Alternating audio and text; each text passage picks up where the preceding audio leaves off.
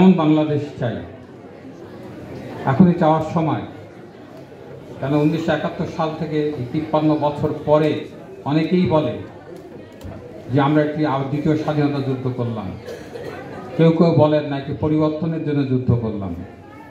আসলে 1971 সালে আমরা যে স্বাধীনতা অর্জন করেছি, সেই স্বাধীনতার মধ্যে ছিল একটি স্বাধীন ভূখণ্ড, একটি পতাকা, একটি বাংলাদেশের নাম। কিন্তু আমরা যেটা পাইনি সেটি হচ্ছে উপনিবেশিক শাসন ব্যবস্থার পরিবর্তন, আমলাতান্ত্রিকতার পরিবর্তন।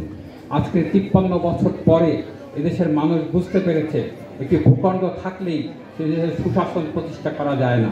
সেদেশ পুলিশরা আজকে যে কারণে আমলাতন্ত্রের পরিবর্তন করতে পারিনি বলে এদেশে একটি পুলিশি রাষ্ট্রে পরিণত হয়েছে। তাই আজকে 53 বছর পরে এদেশের ছাত্র জনতা সবাই মিলে এবং রাজনৈতিক দল সবাই মিলে একটি নতুন বাংলাদেশের সূচনা করতে চাচ্ছে, এটি সংস্কার বাংলাদেশের সূচনা করতে যাচ্ছে।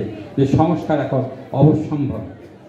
আজকের এই সংস্কার যদি আমরা করতে না পারি, আমাদের পিছনে তাকাবার জায়গা নেই, তাহলে আর আগামী 200 বছরের মধ্যে আমরা এই জায়গায় আর পৌঁছাতে পারবো না।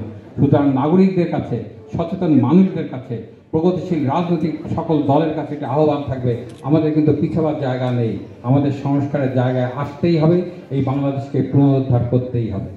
কেমন বাংলাদেশ চাই? এটি সুশাসনের বাংলাদেশ চাই, একটি গণতন্ত্রের বাংলাদেশ চাই, একটি শ্রমিক অধিকারের বাংলাদেশ চাই, কৃষক অধিকারের বাংলাদেশ চাই। যে বাংলাদেশ এখনো শ্রমিক কৃষকের পরে দাঁড়িয়ে আছে, সেই বাংলাদেশ চাই। আপনারা জানেন, অনেকেই বলেছেন যে দেশের 26টি 2020 সালে 2রা জুলাই প্রত্যেকটা মিল বন্ধ করে দেওয়া হলো। বলা হলো মিলগুলো লোকসান হচ্ছে, মিলগুলো দুর্নীতি হচ্ছে, শ্রমিকদের কারণে মিলগুলো দুর্নীতি হচ্ছে। আমার একটি বিনীত প্রশ্ন, শ্রমিকরা কি মিলের পাট কেনে? শ্রমিকরা কি মিল চালায়? শ্রমিকরা শ্রম দেয়, মিলের ইটা চালায়, কিন্তু আমি সার্বিক ব্যবস্থাপনাকে শ্রমিকরা করে? শ্রমিকরা কি আন্তর্জাতিক বাজার তৈরি করে?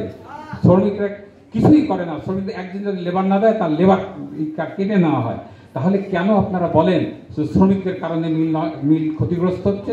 মিল ক্ষতিগ্রস্ত হচ্ছে বিজেপির অব্যবস্থাপনা, কিন্তু চোর, লুটপাট, দখলদারির কারণে। এবং বিজেএমসি হওয়া উচিত একটি অভিজ্ঞ সংস্থা, যে সংস্থা কিভাবে পাটকল চালাতে হয়, কিভাবে পাটের বাজার তৈরি করতে হয় জানবে। এখানে শুধু বিসিএস অফিসার 6 মাস পর বদলি করলেই পাটকলের উন্নতি হবে না। পাটকল উন্নতি করতে ইউনিট লেভেলে, অর্থাৎ পাটকলকে দায়িত্ব, যে প্রত্যেকটা মিলকে আলাদাভাবে দায়িত্ব প্রাপ্ত করতে হবে। যখন আকির দুধ পেলে সব পাট কেনা শেষ হয়ে যায়, তখন বিজেএমসি বলে এইবার তোমরা পাট কেনো। যখন বাজারে ভালো পাট থাকে না, পচা পাট থাকে, সেই পাটগুলো কিনে আজকের মিলগুলো লোকসানের কারণ হয়েছে। আমরা আন্দোলন করছি, আমরা আন্দোলনকে আরো বেগবান করব।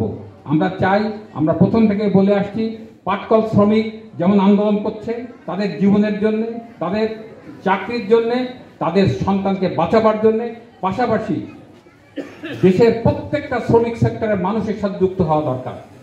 আজকের শুধু পাট শ্রমিক না, বাংলাদেশে অসংখ্য বিভিন্ন সেক্টরের শ্রমিক আছে, তাদেরকেও আমাদের এই আন্দোলনের সাথে সম্পৃক্ত করতে হবে, পাটকলকে রক্ষা করতে হবে।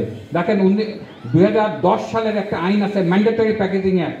এই ম্যান্ডেটরি প্যাকেজিং অ্যাক্টটা যদি চালু হতো, অর্থাৎ সেখানে বলা আছে সমস্ত ঘানি ব্যাগ, সমস্ত পাটের বস্তা, সমস্ত বাজারের ব্যাগ এই পাট দিয়ে করতে হবে।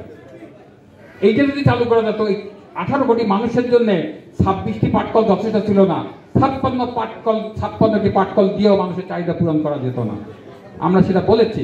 আমরা বলেছি পাটকল যেমন বাড়াতে হবে, পাটকল যেমন পাটকল রাষ্ট্রীয়ভাবে চালু করতে হবে, পাশাপাশি পাট রপ্তানি বন্ধ করতে হবে। আমার পাটকল চালু করলাম, দেশে পাট থাকলো না, পাট উৎপাদন ক্ষেত্র তৈরি করতে পারলাম না, তাহলে কিন্তু হবে না। এটা একটি সামগ্রিক ব্যবস্থাপনা, এই সামরিক ব্যবস্থাপনা আমাদের করতে হবে। তাই আমি মনে করি আমাদের আন্দোলন আরো জোরদার করতে হবে। এবং সর্বোপরি শেষ কথা যেটা নিয়ে আজকে আলোচনা হচ্ছে, কেমন বাংলাদেশ চাই? আমরা একটি সুশাসনের বাংলাদেশ চাই, এটি পরিবর্তিত বাংলাদেশ চাই। আজকের সকালেও কমিশনার সাহেবের আহ্বানে আমাদের ডিসি অফিসে একটা মিটিং ছিল, যে নির্বাচন কমিশন কেমন হওয়া উচিত। সেখানে আমরা বলেছি শুধু সুষ্ঠু নির্বাচন হলে হবে না, সৎ প্রার্থী হতে হবে, যোগ্য প্রার্থী হতে হবে, খুব সুষ্ঠু নির্বাচন হলো, কিন্তু দুই দলের থেকে দুইজন অযোগ্য এবং দুষ্কৃতিকারী প্রার্থী দাঁড়ালো, তাহলে কেউ তো না কেউ একজন হবে। তার দ্বারা কি সুশাসন নিশ্চিত হবে না। সুতরাং নির্বাচন কমিশনকে যেমন শক্তিশালী হতে হবে, প্রার্থীদের যোগ্যতা সম্পন্ন হতে হবে। প্রার্থীদের না ভোট দেওয়ার ক্ষমতা ভোটারদের থাকতে হবে। আমাদের কোনো প্রার্থী যদি পছন্দ না হয়, আমি বলে দেবো যে আমি কোনো প্রার্থী পছন্দ হয়, সেই না ভোট দেওয়ার এখতিয়ার আমাদের থাকতে হবে। রিকল করার অধিকার আমাদের থাকতে হবে। কেননা আমি প্রার্থী করে দিলাম, একজন এমপি হলেন, তিনি মন্ত্রী হলেন, ফ্ল্যাগ কার্ড নিয়ে ঘুরে বেড়ালেন, মেয়র হলেন, তিনি ফ্ল্যাগ কার্ড নিয়ে ঘুরে বেড়ালেন, কিন্তু জনগণের কাছে আসছেন না। তাহলে আমরা যে বলি নাগরিক ক্ষমতায়নের কথা, নাগরিক ক্ষমতায়ন হবে ওইটা, আমি যাকে নির্বাচিত করব তিনি যদি জনগণের জন্য কাজ না করেন, তাকে রিকল করে তাকে ফেরত আনতে পারবো ভোট দিয়ে, সেই জায়গাটি আমরা নিশ্চিত করতে চাই। বাংলাদেশের জনগণের ক্ষমতায়ন যদি না হয়, সংবিধানে বলা আছে জনগণই ক্ষমতার উৎস, সেই উৎসের জায়গাটা আমরা নিশ্চিত করতে চাই। আজকের আয়োজন সফল হোক, সার্থক হোক, এই কামনা করে আমি আমার বক্তব্য শেষ করছি। ধন্যবাদ।